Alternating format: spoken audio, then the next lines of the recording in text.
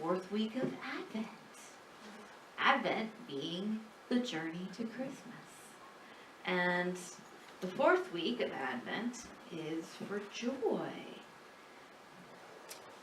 But we'll start with, we light our candles first for hope and faith,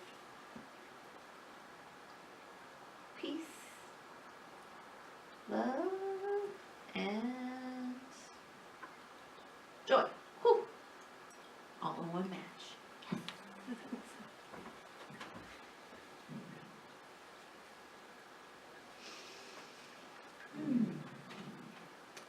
So yes, the word today is joy. How exciting. I should have worn my jingle bell bracelet. I don't know how that would translate while I was playing the ukulele during meditation though, but. And so we picked songs that were extra joy kind of songs today. If you didn't notice that, we did that on purpose. Because Ladora and I are very clever like that. But it's also often we put angels with joy, right? Makes sense. And so the revealing word, which is written by our co-founder Charles Fillmore, and it is a metaphysical meaning of a whole bunch of words. And so what he says in revealing word for angels is, angels are a messenger, means a messenger of God. The projection into consciousness of a spiritual idea direct from the fountainhead of God. The word of truth, that's a capital T truth, in which is centered the power of God to overcome all limited beliefs and conditions. So the angel is a messenger of God, and the projection into consciousness. So the projection into consciousness, some of these are not words some of us are used to hearing, but they're meaning that we're getting a divine idea, right? We're getting this a God idea, like the big ideas. You probably have received a big idea at some point, right? And so, so you think about angels in the Christmas story, and they show up a lot, and they bring lots of big ideas. And they bring, behold, I bring you tidings of great joy. Now, sometimes when you get a big idea, you don't feel joyous because you're like, wow, that's a really big idea. And you know it's a divine idea because there's something in you that says, yes, that is my truth. That is who I'm supposed to be. That is the career path I'm supposed to follow. That is the person I'm supposed to become friends or spouses with. That is the, charity I'm supposed to work with. Whatever it is, right? You get those ideas and they pull you from a gut. And you know that's it. But sometimes you're like, are you sure about that? Anybody? Yeah? I'm like, that seems really big. Right? And so if we go with the story as it's written, we'll just go with the story as it's written, right? The angel shows up to Mary and says, hey, you've been selected to do this really special thing. And she's like, I don't know about that. She's like,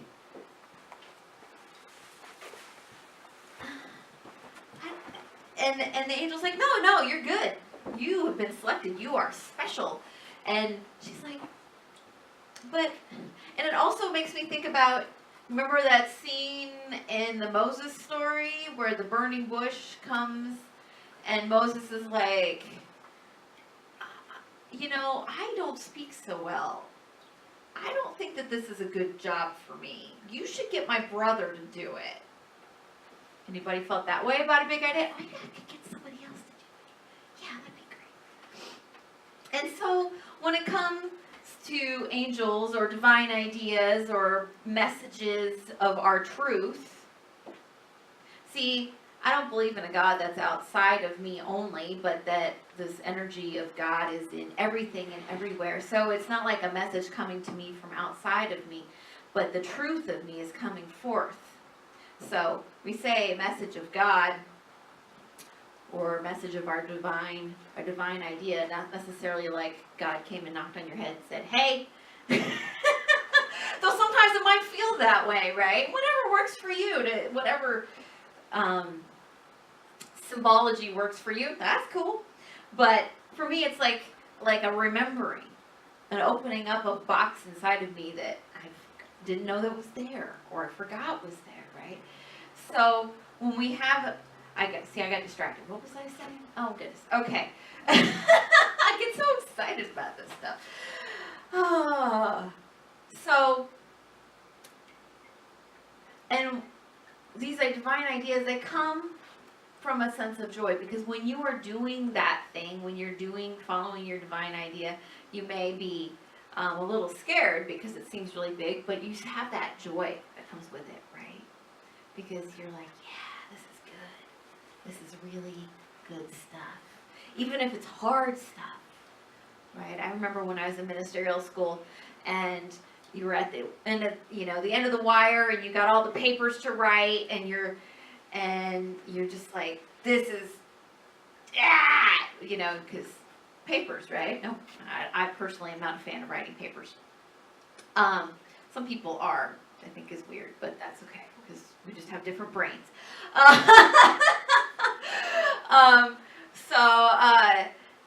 You get to that point, but then you were like, you did it, and you were like, yeah, there was never a time when I didn't know that that's what I was supposed to be doing, even if taking some of the steps to get there might have been not my preference.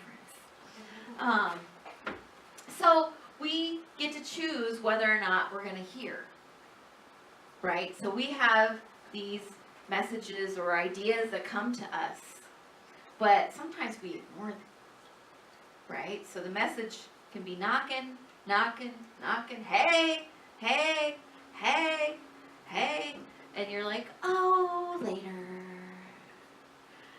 I will follow my calling later. When the kids grow up, when I reach a certain financial level, when the stars are aligned in a certain way, when the Cubs win the World Series. Oh wait, they did that. I mean, that was a big deal, right? So whatever that, we kind of say, okay, we'll put the that's a great idea, and I think that, yeah, okay, I'll do that, but what gets in your way? Maybe some feeling like I'm not good enough. Am I not good enough to do this? Or I'm not smart enough, or I don't have, I don't meditate enough, so I can't do it, or whatever, right? We all have our own, I don't have to tell you, So that's the question. When we have messages, when we have that messages of joy, tidings of great joy, we still have to choose to hear.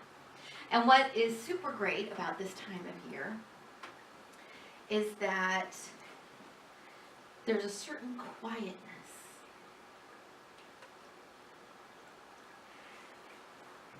With the darkness and with the snow,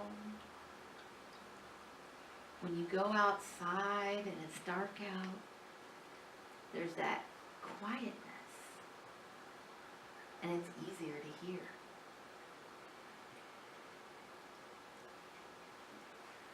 So, it's a great time for listening, and that's what the winter time is supposed to be for, right? When we think about the cycles of the seasons, the winter time is the circling in together time. It's the warm by the fire time. It's the whittling and quilting time, which are great things to do if you want to think and be. And, those activities can be done, whatever activities that you do that can be done in a mindful way, that quietness, that's where the good ideas, that's where the good stuff comes from, I know I'm not the only one who when taking that time, that quiet time, just doing some repetitive activity. Mandalas are a thing right now, not for, even for good reason, right? because you do something quiet and then you get these clarity pieces. Boom, boom, boom, boom. So all of that is about divine ideas and getting inspiration, and all that's great. But joy, right? So we're going to talk about joy glasses. I've got joy glasses. Anybody else got joy glasses? All right, Nancy's got joy glasses. Anybody else? Yeah? Okay. You don't want to talk about it, but I know you do. So, so on the tagline of my personal email, it says, there's this quote that I've had on there for a long time, and it says, life is not about waiting for the storm to pass, it's about learning how to dance in the rain. And I grew up in Washington State. We do a lot of dancing in the rain, because if you didn't, you would never go anywhere, right? And it's a perspective thing, right?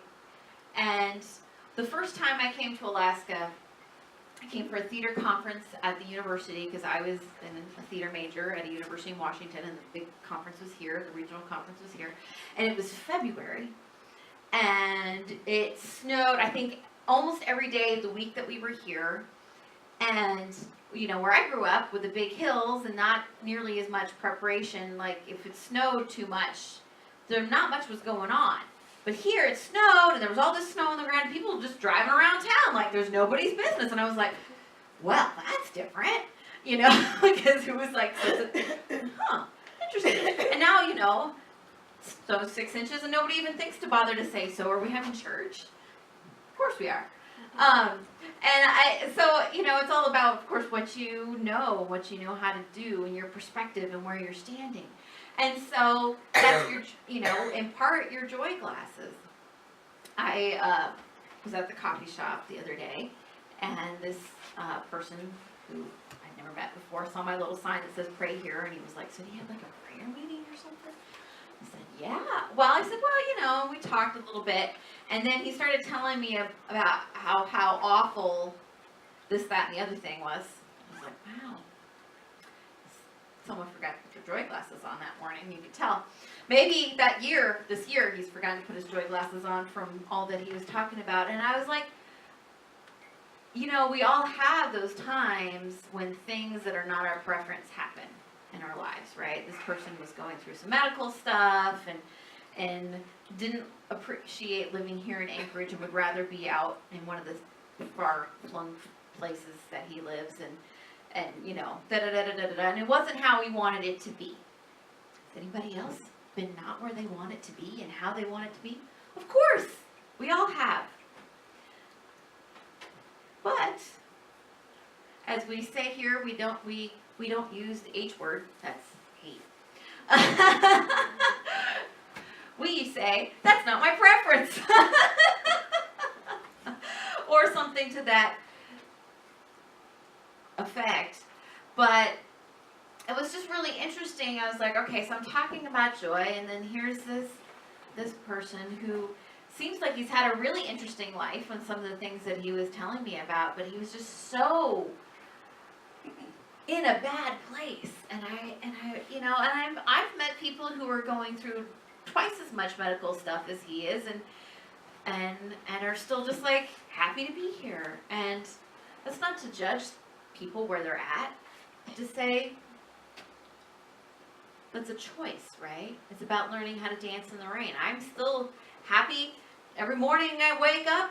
I know somebody else who says every morning I wake up I say thank you God because I woke up. What a great way to start the day, you know? And so at this time of year, you know, we have all this Christmas stuff going on. It's easy, we you know, in many ways, we look at the kids getting excited about, I mean, school's out, and there's glitter everywhere, and there's fun things happening, and joyous songs, and you can't even have time to sing all the songs, right? Because we're just having too much fun doing all these things, and it's great. It's easy in many ways to wear our joy glasses. The challenge is to remember that joy is not just an outward thing that happens, but it comes from an inside fire.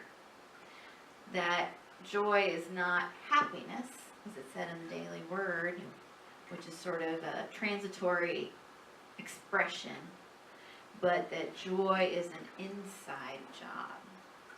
It's a fire within us that even when the bumps of life are happening, there's a remembrance that this is not forever and that joy will return.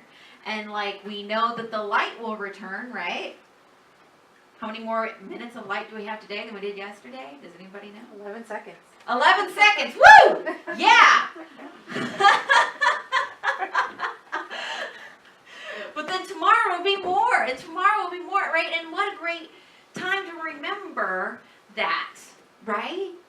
And so even when we're in the parts of life that we don't prefer, we're in the parts of life that feel like we're in the bottom of the pit or whatever our metaphor is, the light returns, the joy returns, the joy is always there. The light didn't go away. We just happened to be on the wrong part of the earth to see it right, see it that way. The light did not change. Joy glasses. One time, a long time ago, I was speaking on love, and I actually made little glasses that are shaped like hearts, but I couldn't figure out what joy glasses would look like, so they're invisible. Because only I need to see through them. Ah, yeah, so clever.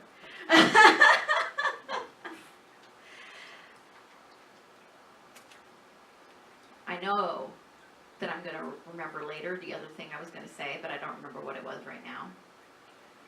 So, the song that we picked, it's actually really, not good that Ladora wasn't feeling well enough to come last week, but I'm glad that we're singing this song that we were going to sing last week this week, because it's a better fit, because it's called Keep Christmas With You, and it's about remembering this spirit all the time. So, keep wearing your joy glasses, listen to the messages, listen in the quietness for what is your truth, and then be brave and go for it.